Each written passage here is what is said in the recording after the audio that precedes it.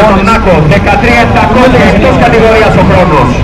Ενώ για τον αριστερό 14.693, 150 έξοδο. Αρχίζουν και κατεβάζουν χρόνους όλοι και αρχίζουν και φεύγουν εκτός κατηγορίας. Πάμε να δούμε το επόμενο ζευγάρι.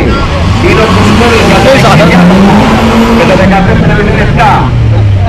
Και στον αριστερό διάδρομο Καπέλης με το 14.06. Συμμετοχή από Αγρίνιο και οι δύο.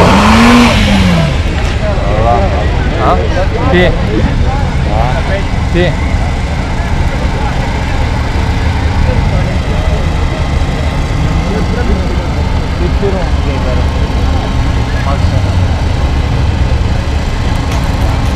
Я бы совидал бы εκεί.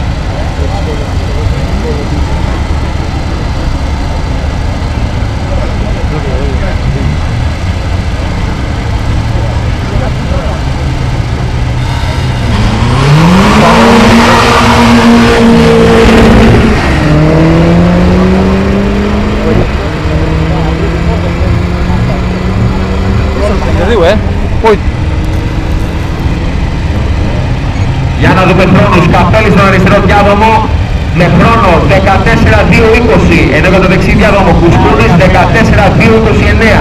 168 έξοδο για τον αριστερό και 158. Μπράβο ρε Μητσός!